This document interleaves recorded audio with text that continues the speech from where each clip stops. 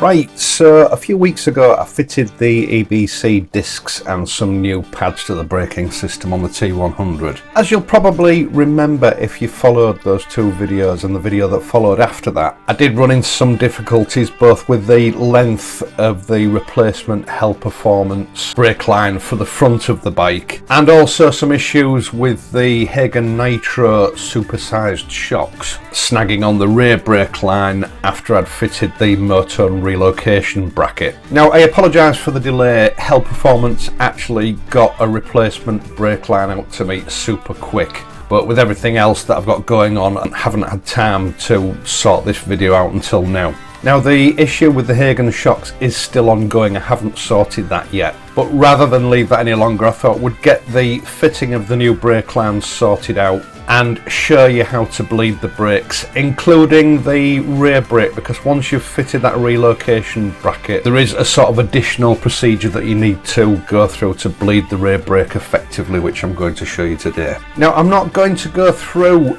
a blow-by-blow account of the full procedure because I've already covered the use of the Vitamile brake bleeding pump in a previous video on the T120. So to be able to cover everything in a reasonable time, I'm not going to go into that in too much detail. Now, this video has been filmed on two separate occasions, once a few weeks ago when the weather was horrendous and the lighting conditions were bad, and I actually completed the filming yesterday when I was able to have the garage door open and the lighting conditions were much better. So first of all, let's have a look at this HEL Performance braided stainless steel hose kit. And let's pretend that, unlike me, you got the right kit from the word go. Now, HEL Performance are one of the leading manufacturers of performance brake line kits for motorcycles, and they're well known in the competition world. I selected the clear stainless steel with the gold fittings, and in your kit you should find 4 new stainless steel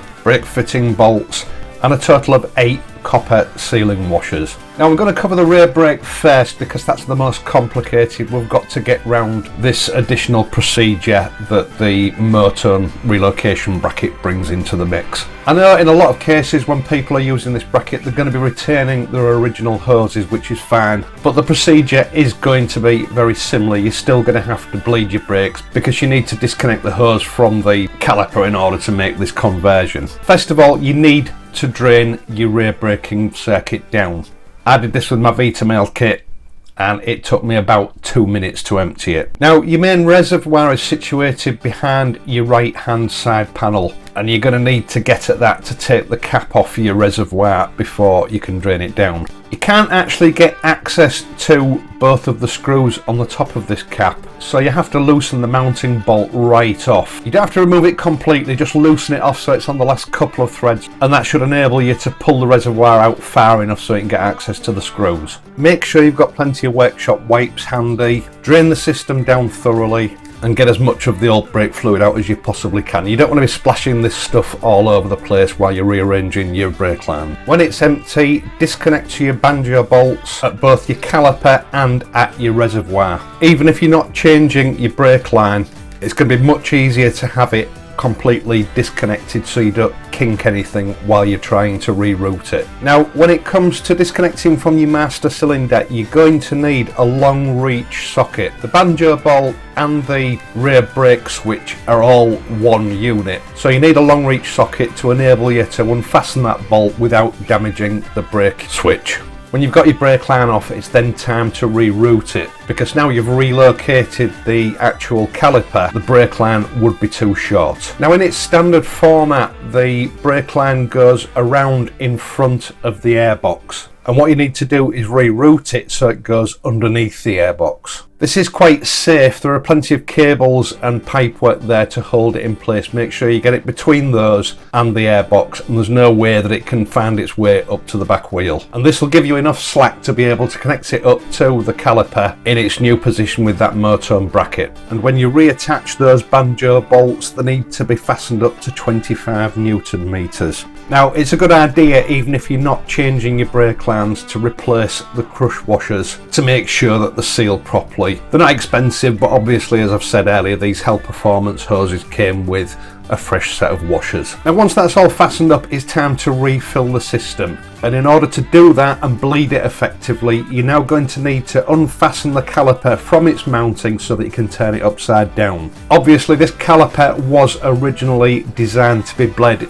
upside down underneath the swing arm in its original position, and if you try to bleed it in its new position, it's not going to work. I did actually try it because I thought there was a chance the Vitamal might pull a rabbit out of the hat for me, but it didn't. Now what I'm going to show you, it's a bit of a Heath Robinson affair. It was just to make it easy for me to be able to film it and demonstrate what you need to do. I don't expect you to go to these extreme lengths. You're going to need something like a piece of wood, a few small offcuts of thin plywood, something like that. Something that will approximate the thickness of a disc. Now what I did so that I could film it easy is I suspended the old disc that I'd taken off from the frame rail by means of a cable tie, and then I turned the caliper upside down and inserted it onto the disc, and again just put a cable tie around it to hold it in place so that I had my hands free for the camera, etc. Then fill your reservoir and go through the bleeding process. Once you start to get the fluid through the bleed nipple, check your brake pedal for feel to see whether you need to continue bleeding or whether it's okay. I'm pleased to say this went perfectly first time. It only took me about 10 minutes from unfastening the caliper to actually fastening it back on again, ready to go.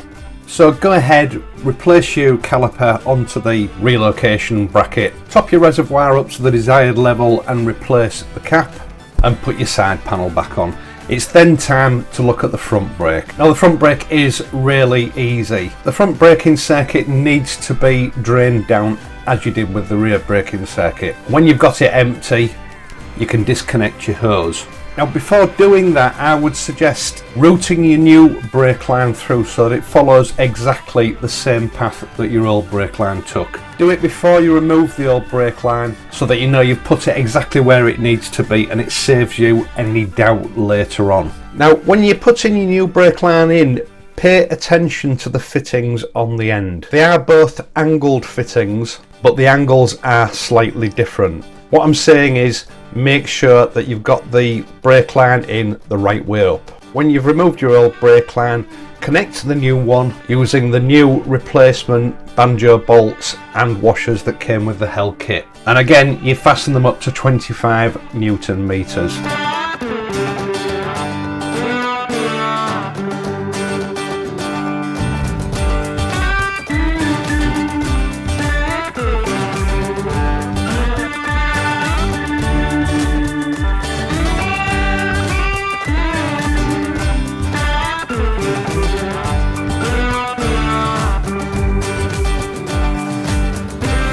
Go through the refilling and bleeding procedure as I've explained before, and when it's been bled properly and you've got a good feel at the handbrake, replace your reservoir cap and you're ready for a test ride. Now I've not had chance to run the bike properly as yet, but just on a brief test ride up and down the drive and comparing the feel of the brakes with the T120, it's obvious to me that everything has been vastly improved, and I will give a full report on the improvements at a later date when I get the bike back on the road.